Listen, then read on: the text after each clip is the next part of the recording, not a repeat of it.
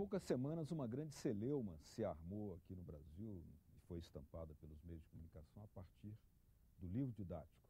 O livro estaria sendo objeto de politicagem, ou, melhor dizendo, de lavagem cerebral, instrumento de passagem de determinados conceitos ideológicos, mas qual é, na verdade, o processo de escolha para o livro didático público? E no Brasil tem uma função muito importante, sendo reconhecido internacionalmente, até porque o volume chega a atingir, segundo estatísticas, 162 milhões, um dos maiores programas dessa natureza do mundo. Um livro didático, livro público, para um país com poder aquisitivo tão baixo, isso não deixa de ter uma enorme importância. Mas, sobretudo, os conteúdos. E esses conteúdos passam por determinados critérios. Quais são os critérios? Será que se fez uma celeuma em torno de algo irreal? Será que o perigo era tão grande? Será que, de fato, há critérios lógicos que podem ser explicados?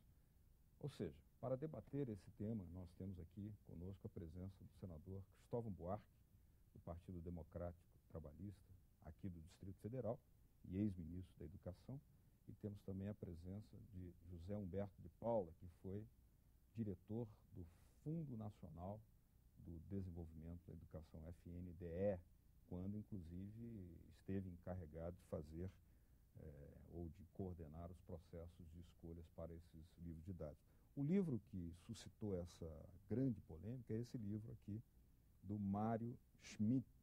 Ele é considerado, segundo aquilo que se estampou predominantemente em alguns setores da imprensa, como um livro de esquerda. O senhor conhece o livro, né, senador? Como é que o senhor poderia analisar um livro que fala de coisas que aconteceram, de fato, na nossa história? Houve uma Revolução Cubana, houve uma Revolução Chinesa, não é uma invenção.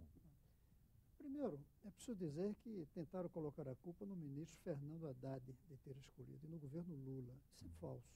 Esse livro já está em circulação desde 2001.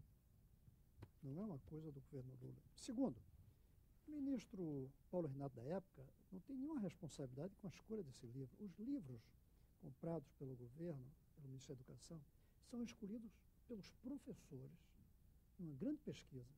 Depois são enviados a universidades que fazem uma análise e dizem sim ou não. Então, o que o governo faz é aceitar a sugestão dos professores, reconhecer o parecer das universidades, negociar o preço com a editora e pagar, e distribuir. Uma das maiores contas do mundo é a conta do Correio Brasileiro para distribuir esses livros. O MEC paga um dinheirão. Agora, sobre o livro em si, eu quero dizer que eu gosto do livro. Uhum. É um livro que é agradável para o jovem. No meu tempo, a gente não estudava livro como esse. A gente estudava livros só de texto, não tinham fotos, nada, nem nenhuma dessa riqueza. Depois eram mais profundos, capaz de serem. Estudei com Toynbee, né? Livros escritos por Toynbee. Mas hoje, no tempo do clipping, da televisão, tem que ser um livro desse tipo. Quanto ao viés ideológico, eu não sinto. É possível que aqui e ali ele tenha uma certa preferência, como qualquer autor tem, qualquer um. Mas esse, ele tem até um cuidado. Na introdução ele deixa claro, olhe, você aluno, veja essa como uma descrição da história, seja crítico, ele diz mesmo, converse com seus amigos para ver se essa é a única verdade possível ou não. Eu creio que é um bom livro e não vejo por que essa celeuma toda. Além disso, se eu dizer uma coisa aqui, há décadas que a gente estuda com livros escritos com um viés muito grande, que é o viés norte-americano, que é o viés europeu. Ninguém nunca reclamou. Agora mesmo estão batendo porque o Chaves está oferecendo livros sobre a vida de Bolívar. Biografia. Eu estudei biografia de Lincoln, de Washington, distribuído pelo governo americano. Eu acho que se vier um livro fazendo qualquer crítica ao Brasil, a gente deve jogar fora. É uma reação meio obscurantista. Deve jogar fora, se vier fazendo crítica ao Brasil. Se vier com mentiras, também, mas é uma boa biografia, como eu li, boa biografia de Lincoln, dada pelo governo americano. Eu lembro que meu pai recebia isso. Eu agradeço muito ao governo americano que distribuía livros naquela época sobre a vida dos seus grandes políticos. E se o Brasil fizesse uma biografia de Tiradentes, se doasse à Argentina, lógico, e lá reagissem rejeitando seria estranho. Não daria. Ao contrário, eu acho que ele deveria fazer sobre Santos Dumont, por exemplo, que ninguém aí fora sabe foi quem inventou o avião. Eu acho que ele deveria inundar a África portuguesa com livros sobre nossos grandes escritores, sobre nossos... Santos Dumont, especialmente. Santos Dumont tem um belo livro de Alcir Chewich sobre os céus de Paris. É verdade. Muito Esse bonito, livro deveria muito distribuir na África inteira. É. José Humberto de Paulo, os critérios que são aplicados para a escolha do livro didático, como é que eles são feitos? Há um equilíbrio? Como é que eles são construídos? Na verdade, esses critérios foram desenvolvidos na época do governo anterior, que criticou muito. O ex-ministro Paulo Renato, assim que saiu essa celeuma toda, criticou muito. Até no site do PSDB, isso eu consultei no site do PSDB, ele pedindo, disse que ia entrar com recurso na Procuradoria-Geral da República, pedindo a retirada do livro de circulação. Eu acho que essa época assim, de censura, quem deve escolher são os professores. Uma coisa importante que o senador colocou é o seguinte: esses livros, primeiro é feita uma seleção desses livros, é feita escolhidas algumas universidades. Na nossa época, me parece que tinha, eu posso estar enganado de algumas universidades aqui, mas eu me lembro bem que matemática foi analisada, as coleções de matemática pelo UFMG, pela equipe da UFMG, tinha a Universidade Federal de Pernambuco, a própria USP.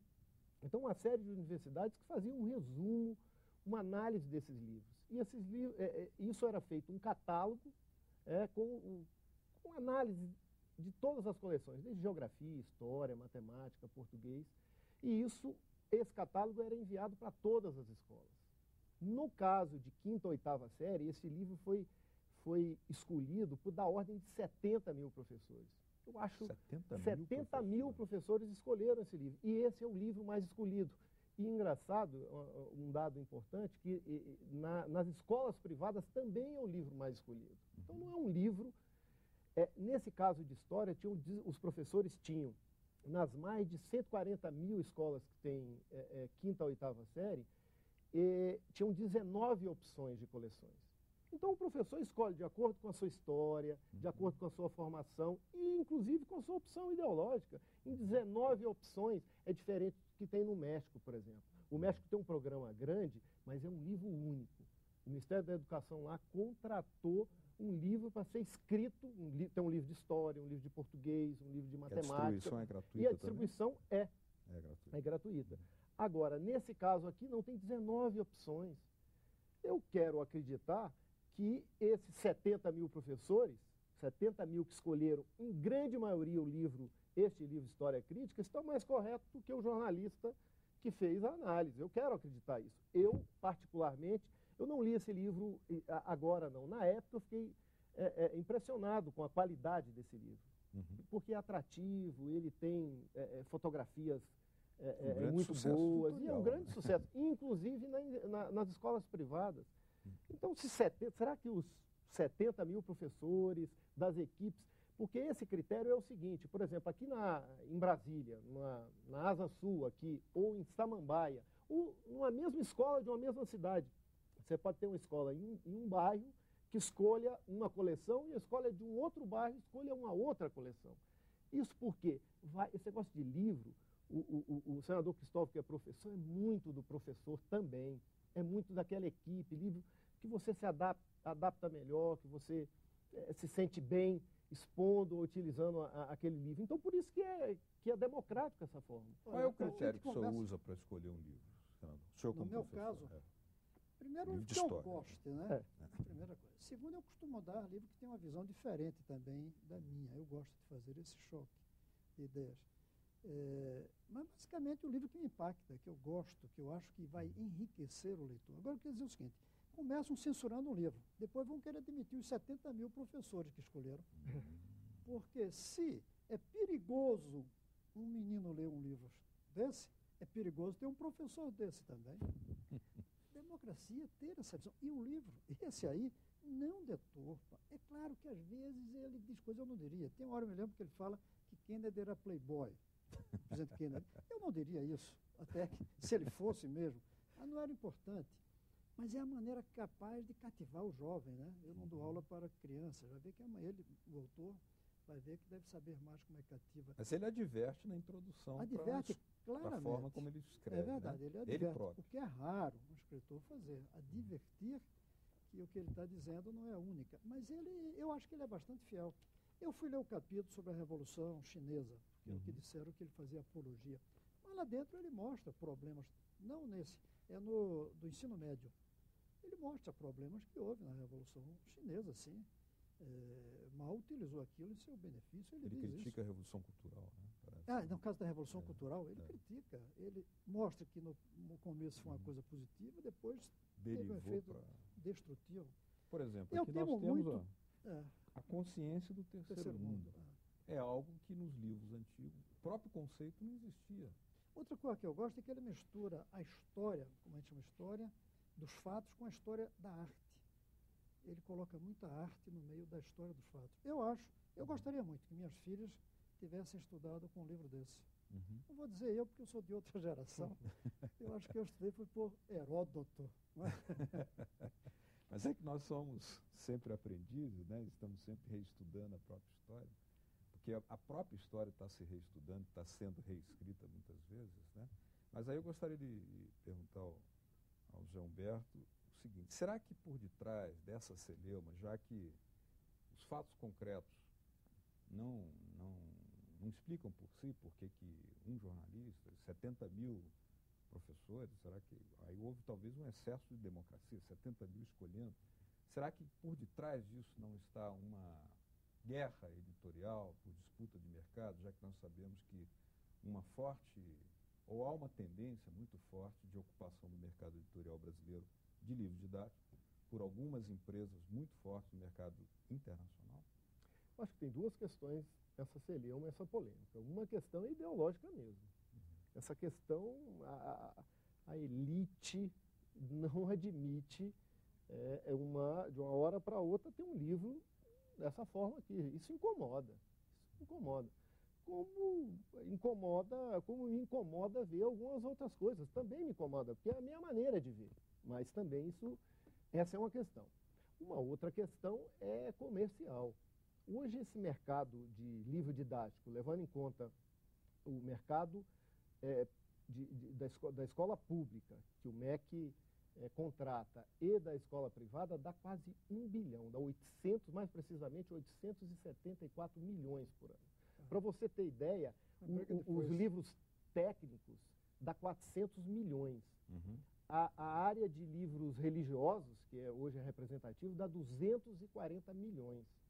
Então você vê que isso é uma coisa grande. Mas para você ter ideia do que isso representa, porque quando a gente fala isso, quem deve estar aqui nos assistindo, às vezes não tem ideia. Eu vou fazer uma analogia aqui. Se nós pegássemos todos os livros que o MEC compra, esse livro tem um formato, esse volume é tão grande que inclusive tem uma norma de livro didático que foi padronizado pelo MEC. O livro tem este formato aqui, com essa dimensão e tal. Se eu enfileirar todos esses livros aqui que o MEC compra por ano, dá para quase uma volta na Terra, dá 32 mil quilômetros.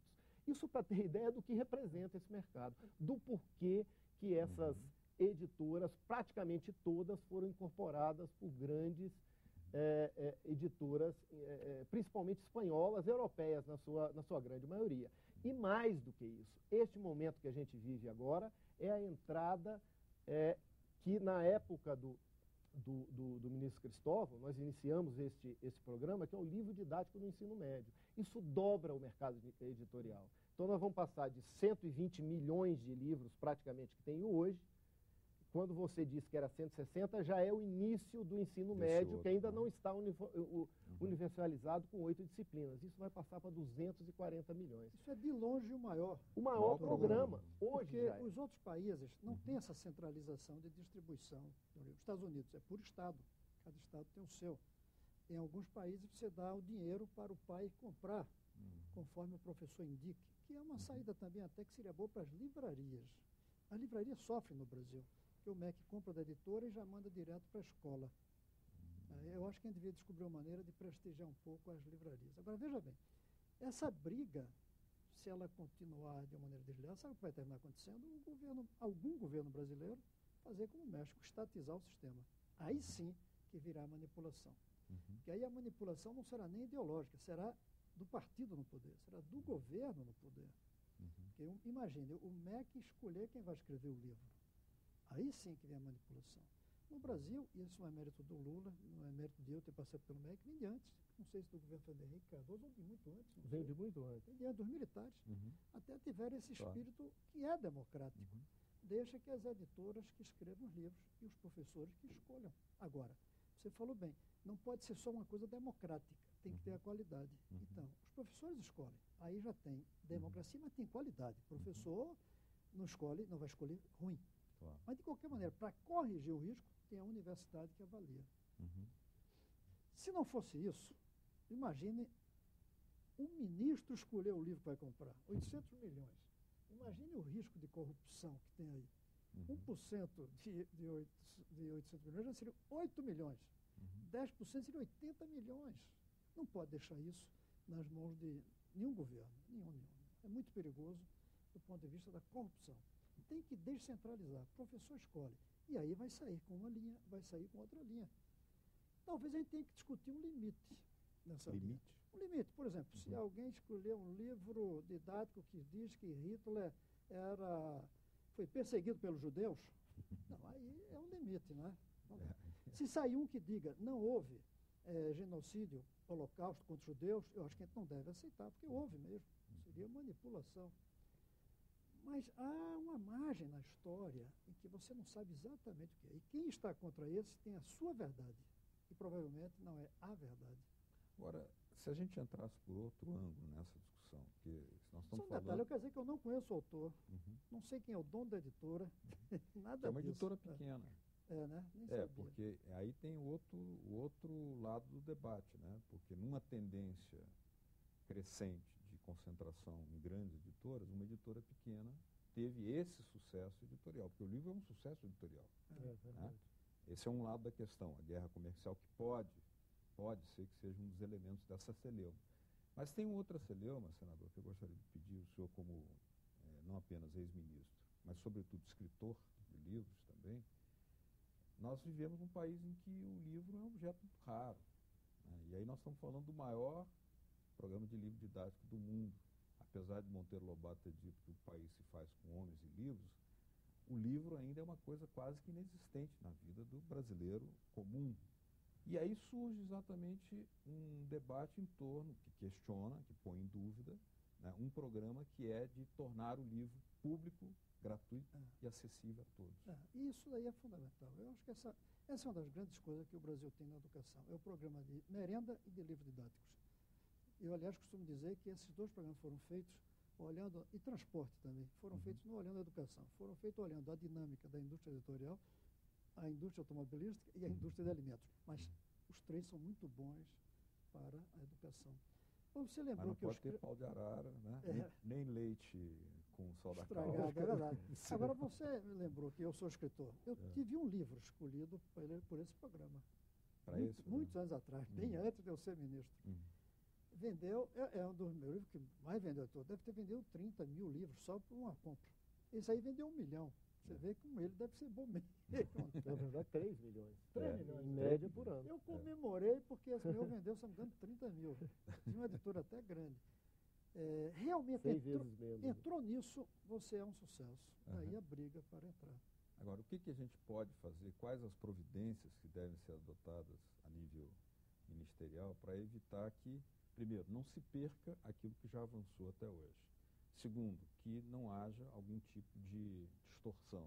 Terceiro, que não haja um processo tal de concentração que se expresse vitimando as pequenas editoras, porque ao existirem, elas também garantem uma margem de pluralidade editorial, de ideias, que é fundamental. Nós tentamos, o Zé Alberto pode falar até com mais conhecimento, mas nós tentamos, fazendo com que as pequenas se unissem. Né? E na hora delas entrarem no processo de produção, elas pudessem entrar juntas, para que elas não fossem dominadas pelas grandes.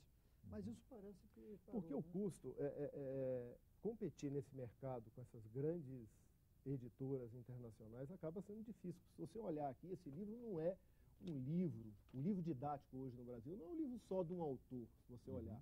Tem um projeto editorial gráfico, uma direção de arte, uma direção de edição, capa, infografia, cartografia. Então, é um livro que hoje, o livro didático tem essa qualidade, inclusive isso se refletiu na escola privada, que é a qualidade do livro, do ponto de vista gráfico, inclusive. Mas a gente, uma novidade que nós introduzimos na época é a possibilidade de ter um consórcio, as pequenas editoras se consorciarem, com isso ter condições de reduzir os custos e competir com as editoras maiores. Mas eu acho que a tendência vai ser, infelizmente, eu acho que deveria, essa é uma questão de que o próprio BNDES, nesse momento em que essas empresas foram adquiridas, deveriam ter entrado nessa disputa. Aí acho que valia a pena o Estado ter entrado nisso. Isso é uma opinião que eu tenho. Se você olhar na Espanha, os grupos editoriais são todos espanhóis. Se você olhar na Inglaterra, na França, então é uma questão que o Brasil deveria eu acho que deveria ter intervido nisso. Eu acho que a gente deveria ter editoras mais, com a nossa cara, com a nossa cultura. E tal. Mas se hoje nós não fosse entrarmos possível. numa livraria, na estante está presente os grupos, estão presentes os grupos Veja estrangeiros. bem, nesse ponto aí tem Os que olhar. grupos nacionais estão Mas se um reprimidos. grupo estrangeiro traz bons livros para cá, a preços acessíveis, e sem destruir as nossas editoras, eu não vejo problema. Eu não tenho essa necessidade de proteger a editora nacional se ela trouxer coisas boas para a gente. Mas não é Eu isso prefiro que tem... venham editoras de que venham fábricas de automóveis, poluir aqui o ar da gente. O problema é não destruir as nossas e a escolha. Daqui a pouco eles quererem que o livro seja escrito por um espanhol, né? E não por um brasileiro. Aí Ou, sim. por exemplo, impedir que personagens da história universal, como é o caso do Exatamente. Bolívar, É, seja recebido com uma reação que pareceu Como reação. estranha aqui, meio claro, muito xenófoba. estranho. Né? Bolívar vem... Será que o Bolívar subverte É. a história brasileira política? Eu até fiz uma coisa que eu achei uma heterodoxia para o Brasil. O político não pode dizer essas coisas, mas eu sou um político diferente, né? Eu até disse um dia desse que quando a gente compara o grande herói Bolívar com Dom Pedro I, a gente fica até meio encabulado. Lá eles foram libertados por um cara que fez uma guerra contra a metrópole. Aqui foi o filho do rei de Portugal que ficou no lugar. Eu acho que se a gente for levar uma biografia de Dom Pedro I para lá, eles não vão querer ler. É por isso que o Mas pernambucano Abreu Lima estava lá. Foi com para o- lá, porque era contra. Mas depois ele voltou e fez uma aliança tática com o Dom Pedro II. né? Porque já estava indo para alguma reforma. E por outra coisa, apesar de que eu diga isso, não ter sido a República, se tivesse sido a República no primeiro momento, era capaz de não ter mantido o Brasil unido. Isso é verdade. Então, o Império trouxe a unidade. A preocupação dele era a fragmentação que ele viu na Gran Colômbia se Exatamente. fragmentar, né? Ele viu. Depois do Bolívar. Mas, de morto. qualquer maneira, entre uma República e um Império, era uma coisa atrasada, o Império. Agora, foi talvez um atraso necessário para manter a unidade, sobretudo os 50 anos de Dom Pedro II. Mesmo com a cabeça do Bonifácio ali atrás, dando as coordenadas, era inteligente o Bonifácio. Era, e tentou dar, tanto que, mas foi preciso quantas décadas para fazer a abolição da escravatura, né? Se fosse uma república, tinha feito logo, eu acho.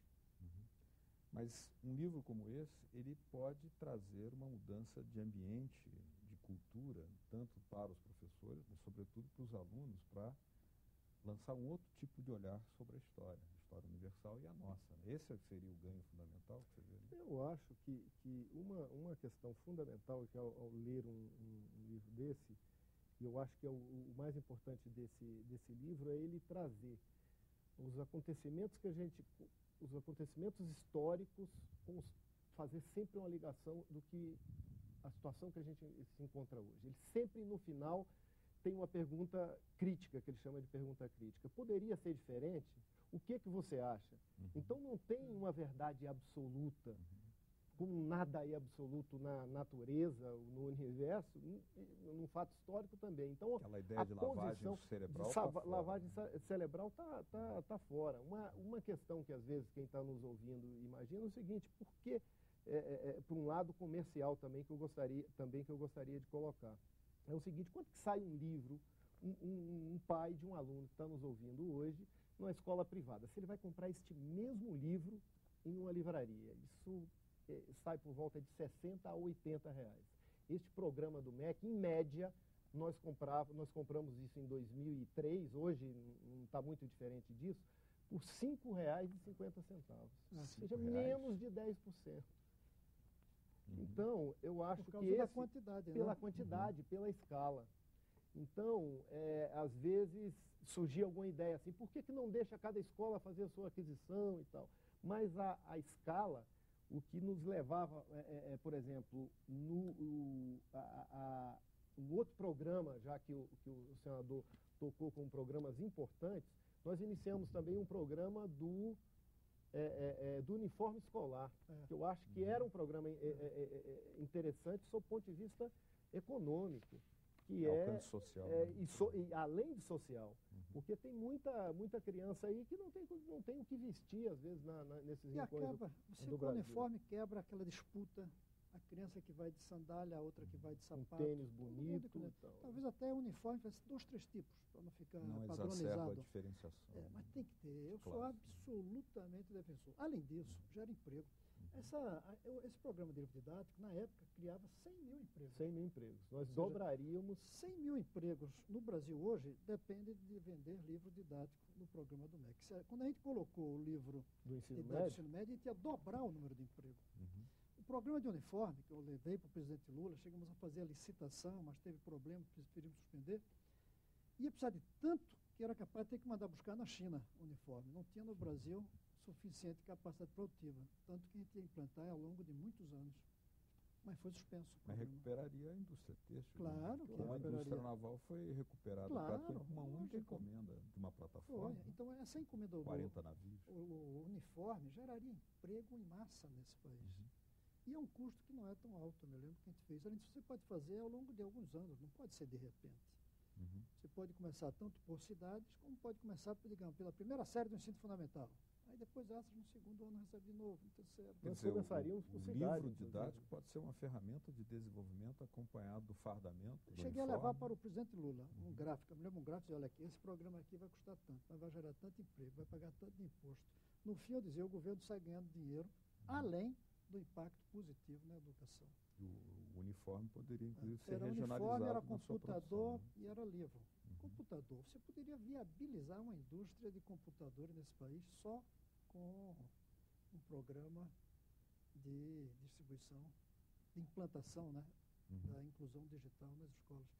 Eu acho que falta essa visão integrada no governo, de saber que gastar dinheiro com uniforme não é custo. Porque, além de melhorar a educação, gera emprego, gera imposto. No fim, você tem um ganho muito grande. Quando 2 problemas se encontram, se eles forem certos, eles se anulam. Como 2 pessoas solitárias. Quando se encontram, as 2 deixam de ser solitárias. Né? Alguém tem que pagar o Guaraná, tem que pagar a cerveja, alguém tem que pagar alguma coisa. Mas você resolve os 2 problemas. Isso a gente pode fazer com quase todos os problemas que o Brasil tem. Casar bem os problemas certos para encontrar a solução dos 2. Muito bem. Queria agradecer, então, a presença do senador Cristóvão Buarque, PDT do Distrito Federal, e também de José Humberto de Paula, ex-diretor do FNDE, né, Fundo Nacional de Desenvolvimento da Educação, que estiveram aqui conosco debatendo, refletindo sobre essa polêmica causada em torno desse livro, esse e outros livros de história crítica, né, social, do Mário Schmidt, entre outros, né, a nova história crítica. Muito obrigado pela presença aqui. E a vocês de casa também, muito obrigado pela sua atenção. Se quiserem nos mandar alguma mensagem aí na tela, há a forma de fazê-lo. entrevistas@senado.gov.br. Até a próxima, cidadania. Tchau.